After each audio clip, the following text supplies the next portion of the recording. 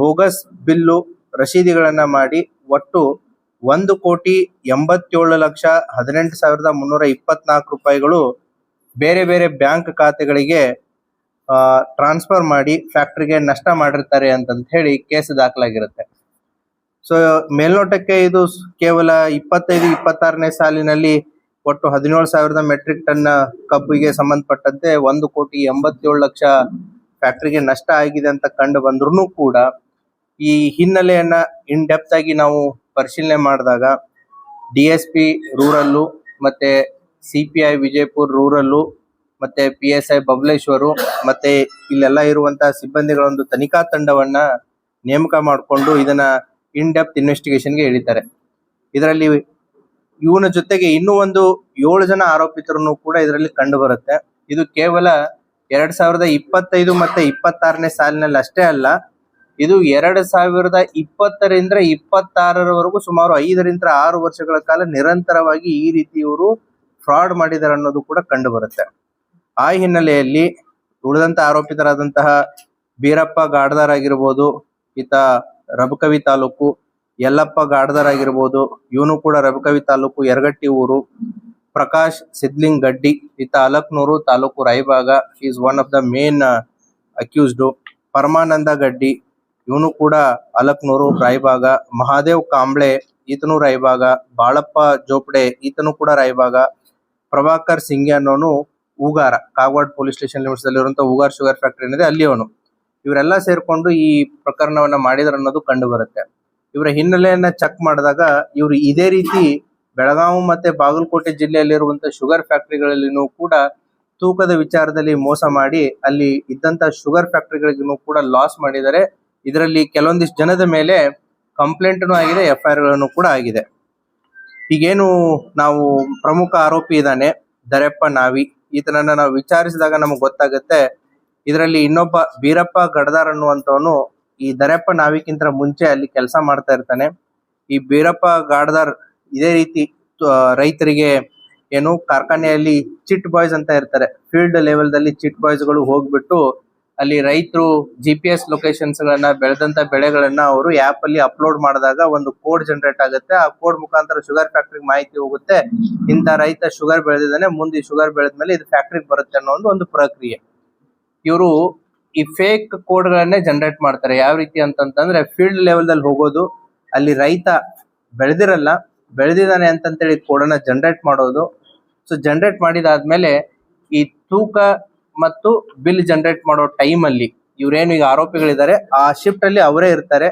ಆ ಸಂದರ್ಭದಲ್ಲಿ ಅಲ್ಲಿ for example 10 metric ton sugar ಬಂದಿದ್ದಿಲ್ಲ ಅಂದ್ರೂ ಬಂದಿದೆ ಅಂತಂತೇಳಿ ಬಿಲ್ ಜನರೇಟ್ ಮಾಡಿದಾಗ ಅದು ಫ್ಯಾಕ್ಟರಿ ಲೆಕ್ಕಕ್ಕೆ 10 ಮೆಟ್ರಿಕ್ ಟನ್ ಶುಗರ್ ಬೆಳೆದಂಗ ಆಗತ್ತೆ, ಬಿಲ್ ಬಂದು ಬಿದ್ದಂಗ ಆಗತ್ತೆ, ಬಿಲ್ ಜನರೇಟ್ ಆಗತ್ತೆ. ಇನ್ ರಿಯಾಲಿಟಿಯಲ್ಲಿ ಶುಗರೇ ಬಂದಿರಲ್ಲ. ಹಾಗಾಗಿ ಈ ರೀತಿ ಇವರು ಯಾವಾಗ ಇವರು ಶಿಫ್ಟ್ ಇತ್ತು, ಯಾವಾಗ ಟೈಮಿಂಗ್ ಇತ್ತು, ಸುಮಾರು 93 ಜನರ ಹೆಸರಲ್ಲಿ ಸುಮಾರು 93 ಬ್ಯಾಂಕ್ ಅಕೌಂಟ್ಗಳ ಹೆಸರಲ್ಲಿ 2020ರಿಂದ 26ರವರೆಗೆ ಒಟ್ಟು 34,490 ಮೆಟ್ರಿಕ್ ಟನ್ ಏನಿದೆ ಇದು ಫೇಕ್ ಕಬ್ಬು ಬಂದೇ ಇಲ್ಲ. ಇಷ್ಟೊಂದು ಕಬ್ಬು ಬಂದಿದೆ ಅಂತ ಹೇಳಿ ಅದಕ್ಕೆ ಕಬ್ಬಿಗೆ ಬರೀ ಕಬ್ಬಿನ ಬಿಲ್ ಅಷ್ಟೇ ಇರಲ್ಲ, ಅದಕ್ಕೆ ಕಬ್ಬು ನೂರ್ಸ್ಬೇಕಾದ್ರೆ ಅಡ್ವಾನ್ಸ್ ಆಗಿ ಕೊಡ್ತಾರೆ, ಕಟಾವಿಗೆ ಅಡ್ವಾನ್ಸ್ ಆಗಿ ಕೊಡ್ತಾರೆ, ಟ್ರಾನ್ಸ್ಪೋರ್ಟಿಗೆ ಅಡ್ವಾನ್ಸ್ ಆಗಿ ಕೊಡ್ತಾರೆ. ಅದಕ್ಕೆಲ್ಲಾ ಸೇರಿ ಒಟ್ಟು 91 ಬ್ಯಾಂಕ್ ಖಾತೆಗಳಿಗೆ 12,37,27,424 ರೂಪಾಯಿಗಳನ್ನ ಫ್ಯಾಕ್ಟರಿಗೆ ನಷ್ಟ ಮಾಡಿ ಇವರು ಏನು ಬೇರೆ ಬೇರೆ ಅಕೌಂಟ್ಗಳಿಗೆ ಟ್ರಾನ್ಸ್ಫರ್ ಮಾಡಿರ್ತಾರೆ. ಈ ಹಿನ್ನೆಲೆಯಲ್ಲಿ ಈ ಪ್ರಕರಣವನ್ನ ಕೈಗೊಂಡಾಗ ಈಗಾಗಲೇ 10,50,83,000 ರೂಪಾಯಿಯನ್ನ ಮಾನ್ಯ ನ್ಯಾಯಾಲಯದ ಆರ್ಡರ್ ನ ತೆಗೆದುಕೊಂಡು ಈಗಾಗಲೇ ಶುಗರ್ ಫ್ಯಾಕ್ಟರಿಗೆ ವಾಪಸ್ಸು ಕೊಡಲಾಗಿದೆ. ಅದರ ಜೊತೆಗೆ ಸುಮಾರು 82,07,569 ರೂಪಾಯಿನ ಫ್ರೀಸ್ ಮಾಡಲಾಗಿದೆ. ಒಟ್ಟು 11,32,07,569 ರೂಪಾಯಿ, ನಿಯರ್ಲಿ 93% ಆಫ್ ರಿಕವರಿ ಈ ಪ್ರಕರಣದ ತನಿಖೆಯಲ್ಲಿ ನಮ್ಮ ಪೊಲೀಸ್ನವ್ರು ಮಾಡಿಬಿಟ್ಟು ನಂದಿ ಸಹಕಾರ ಶುಗರ್ ಫ್ಯಾಕ್ಟರಿ ಏನಿದೆ ಅದಕ್ಕೆ ಕಳೆದ 5-6 ವರ್ಷದಿಂದ ಆದಂತ ಮೋಸದ ದುಡ್ಡು ವಾಪಸ್ ಅವರಿಗೆ ಬಂದಿದೆ. ಈ ಹಿನ್ನೆಲೆಯಲ್ಲಿ ಪ್ರಕರಣದ ತನಿಖೆಯನ್ನ ಕೈಗೊಂಡಂತಹ ಸಿಪಿಐ ರಮೇಶ್ ಔಜಿ ಮತ್ತೆ PSI ಬಬಲೇಶ್ವರ್ ಬಸವನಗೌಡ ಮತ್ತು ಅವರೆಲ್ಲ ತನಿಖಾ ತಂಡ ಮತ್ತೆ ಇದರ ಮಾರ್ಗದರ್ಶನವನ್ನು ಮಾಡಿದಂತ ನಮ್ಮ DSP ಮತ್ತೆ ಅಡಿಷನಲ್ SP ರಾಮನಗೌಡ ಹಟ್ಟಿ ಅವರು ಈ ವಿಶೇಷ ತಂಡವನ್ನ ಮಾಡಿಬಿಟ್ಟು ಕೇವಲ 3-4 ತಿಂಗಳಲ್ಲಿ ಈ ಪ್ರಕರಣವನ್ನ ಇನ್ ಡೆಪ್ತ್ ಆಗಿ ತನಿಖೆ ಮಾಡಿ ಸುಮಾರು 11,32,00,000 ವಾಪಸ್ಸು ಶುಗರ್ ಫ್ಯಾಕ್ಟರಿಗೆ ಬರುವಂಗೆ ಮಾಡಿದ್ದಾರೆ. ಈ 8 ಜನ ಆರೋಪಿತರನ್ನು ಕೂಡ ಕಾನೂನು ಪ್ರಕ್ರಿಯೆಯನ್ನ ಮಾಡಿದ್ದಾರೆ. ಅವರ ಸ್ವಲ್ಪ ಹಿನ್ನೆಲೆಯನ್ನ ನಾನು ನಿಮಗೆ ಕೊಡ್ತಾ ಹೋಗ್ತೀನಿ. ಈ ದರಪ್ಪ ನಾವಿ ಏನು ಅಕ್ಯೂಸ್ ನಂಬರ್ 1 ಇದಾನೆ, ಈತ ಮುಂಚೆ ದಿನಗೂಲಿ ಕೆಲಸ ಅಲ್ಲಿ ಮಾಡ್ತಿದ್ದ ಫ್ಯಾಕ್ಟರಿಯಲ್ಲಿ. ತದನಂತರ ಟೋಕನ್ ನೀಡುವ ಕೆಲಸವನ್ನ ಸ್ಟಾರ್ಟ್ ಮಾಡ್ತಾನೆ. ಈಗೇನು A2 ಆರೋಪಿ ಇದಾನೆ, ನಿಮಗೆ A2 ಆರೋಪಿ ಡೀಟೇಲ್ಸ್ ಕೊಡುತ್ತೆ. ಬೀರಪ್ಪ ಗಡದಾರ್ ಅನ್ನೋನು ಇವನ್ಕಿಂತ ಮುಂಚೆ ಅಲ್ಲಿ ಕೆಲಸ ಮಾಡ್ತಾ ಇರ್ತಾನೆ. 2020ರಿಂದ 24ವರೆಗೂ ಕೂಡ A2 ಆರೋಪಿ ಆದಂತ ಬೀರಪ್ಪ ಗಡದಾರ್ ಅಲ್ಲಿ ಕೆಲಸ ಮಾಡ್ತಿರ್ಬೇಕಾದ್ರೆ ಬೀರಪ್ಪ ಹಿಂಗ್ ಮಾಡ್ತಾನೆ ಅಂತಂತೇಳಿ ಯಾರಿಗೆ, ಈ ದರಪ್ಪ ನಾವಿಗೆ ಗೊತ್ತಾಗಿ ಇಬ್ರು ಕೂಡ ಅಂಡರ್ಸ್ಟ್ಯಾಂಡಿಂಗ್ ಮೇಲೆ ಇದನ್ನ ವರ್ಕ್ ಅನ್ನ ಕಂಟಿನ್ಯೂ ಮಾಡ್ತಾರೆ. ಹೀಗೆ ದರಪ್ಪ ಏನ್ ಮಾಡ್ತಾನೆ, ಒಟ್ಟು 3 ಜನರ ಹೆಸರಲ್ಲಿ ಈ ರೀತಿ ಬಿಲ್ ಗಳನ್ನ ಕ್ರಿಯೇಟ್ ಮಾಡಿ, ಅಕೌಂಟ್ ಗಳನ್ನ ಕ್ರಿಯೇಟ್ ಮಾಡಿ ಸುಮಾರು 47,72,506 ರೂಪಾಯಿ ಏನು ಇವನ ಇದಕ್ಕೆ ತಗೊಂಡಿರ್ತಾನೆ. ಅದೇ ರೀತಿ ಎರಡನೇ ಆರೋಪಿ ಆದಂತ ಬೀರಪ್ಪ ಗಾಡದಾರ್, ಈತ ಎಕ್ಸ್ಪರ್ಟ್ ಆಗಿರ್ತಾನೆ. 2020ರಿಂದ 24 ಎಕ್ಸ್ಪರ್ಟ್ ಆಗಿ 24ರಲ್ಲಿ ಬಿಡ್ತಾನೆ. ಈತ ಮೂಲತಃ ರಬಕವಿ ಅವನು. ಈತ ದರಪ್ಪ ನಾವಿ ಜೊತೆಗೆ ಮತ್ತೆ ಇವನಿಗೆ ಜೊತೆಗೆ ಸೇರ್ಬಿಟ್ಟು ಯಾರು ಬೀರಪ್ಪ ಗಾಡದಾರು ಮತ್ತೆ ದರಪ್ಪ ನಾವಿ ಸೇರ್ಬಿಟ್ಟು ಒಟ್ಟು 18 ಜನರ ಹೆಸರಿನಲ್ಲಿ ಈ ರೀತಿ ತೂಕದ್ದು ಆಗಿರ್ಬೋದು ಬಿಲ್ ಗಳನ್ನ ಕ್ರಿಯೇಟ್ ಮಾಡಿರ್ತಾನೆ. ಮತ್ತೆ ಉಳಿದವ್ರಿಗೂ ಕೂಡ ಆರೋಪಿಗಳ ಜೊತೆಗೆ ಕೈ ಜೋಡಿಸಿ ಈ ಹಣದ ವ್ಯವಹಾರವನ್ನ ಅದರಲ್ಲಿ ಕಮಿಷನ್ ರೂಪದಲ್ಲಿನೂ ಕೂಡ ಪಡೆದಿರ್ತಾನೆ. 3ನೇ ಆರೋಪಿ ಆದಂತಹ ಯಲ್ಲಪ್ಪ ಗಾಡದಾರ್, ಈ ಎರಡನೇ ಆರೋಪಿ ಇದಾನೆ, ಎರಡನೇ ಆರೋಪಿಯ ಅಣ್ಣ ಈತ ಕಾಗವಾಡ ಪೊಲೀಸ್ ಠಾಣೆಯಲ್ಲಿ ಈತನ ಮೇಲೆ ಈಗಾಗಲೇ ಪ್ರಕರಣ ದಾಖಲಾಗಿದೆ. ಹಳೆ MOB ಅವನು ಇಂಥ ವಿಚಾರಗಳಲ್ಲಿ. ಈತ ಏನ್ ಮಾಡಿರ್ತಾನೆ ಅಂತಂತಂದ್ರೆ, ಈ ಬಾಗಲಕೋಟು ಬೆಳಗಾಮಲ್ಲಿ ಈ ರೀತಿಯಾಗಿ ಇವರೆಲ್ಲ ಐಡೆಂಟಿಫೈ ಆಗಿರ್ತಾರೆ, ಸಿಕ್ಕಾಕೊಂಡು ಬಿದ್ದಿರ್ತಾರೆ. ವಿಜಯಪುರ ಜಿಲ್ಲೆಯಲ್ಲಿ ಇದನ್ನ ಮಾಡಿದ್ರೆ ಗೊತ್ತಾಗಲ್ಲ ಅಂತೇಳಿ ನಂದಿ ಶುಗರ್ ಫ್ಯಾಕ್ಟರಿಯಲ್ಲಿ ಈ ಬೀರಪ್ಪ ಗಾಡದಾರನ್ನ ಸೇರ್ಸಿರ್ತಾನೆ ಟ್ರೈನಿಂಗ್ ಕೊಟ್ಟು.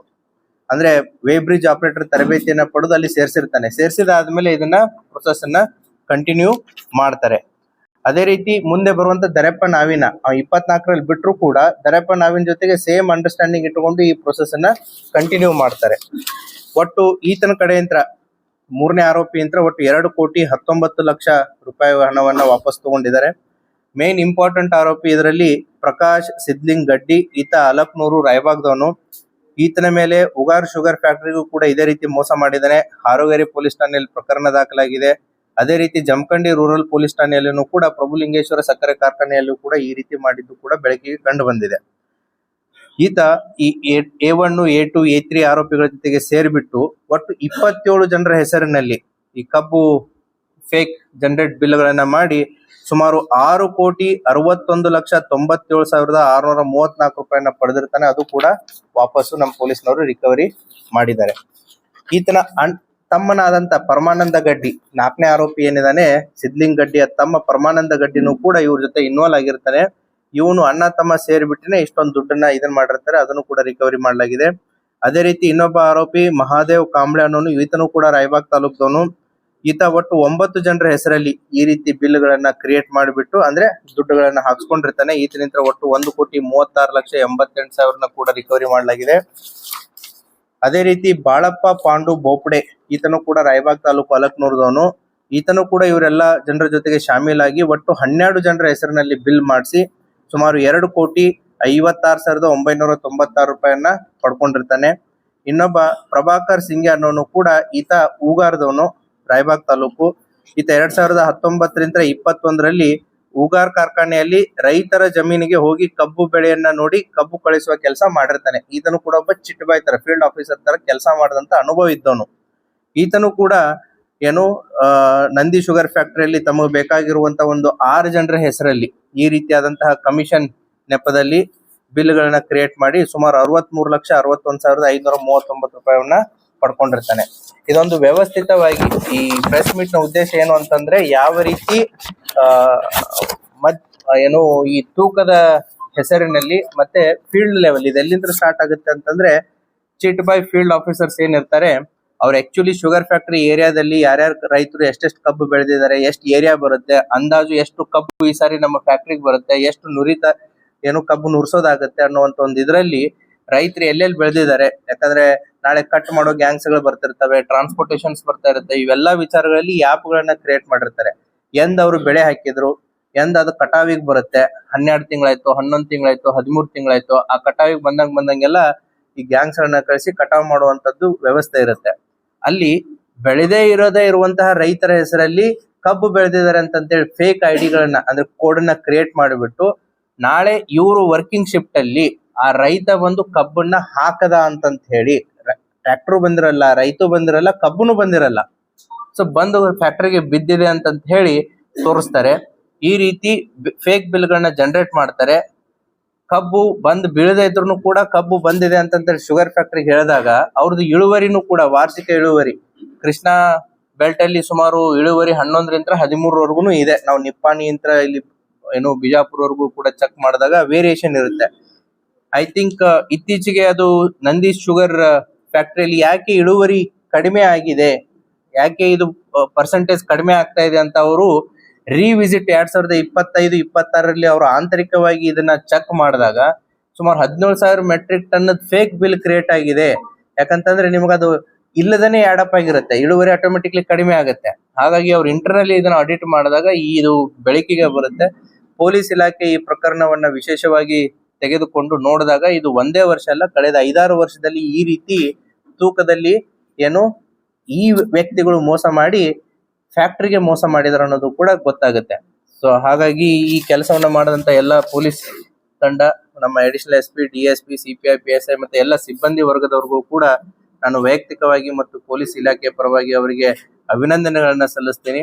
ಸೊ ಇದು ಕೋಆಪರೇಟಿವ್ ಸೊಸೈಟಿ ಅಂತಂದ್ರೆ ಇದು ರೈತರದ ಶುಗರ್ ಫ್ಯಾಕ್ಟರಿ. ಹಾಗಾಗಿ ಇದು ರೈತರಿಗೆ ಇನ್ ಜನರಲ್ ಸಾರ್ವಜನಿಕರಿಗೆ ರೈತರಿಗೆ ಲಾಸ್ ಆದಂಗ ಆಗಿರುತ್ತೆ. ಆ ಹಿನ್ನೆಲೆಯಲ್ಲಿ ಇವತ್ತು ಇಷ್ಟೊಂದು ಪ್ರಮಾಣದಲ್ಲಿ ದುಡ್ಡನ್ನ ಮರಳಿಸುವಲ್ಲಿ ನಮ್ಮ ತನಿಖಾ ತಂಡ ಸಫಲವಾಗಿದೆ. So I heartily congratulate them on behalf of my department.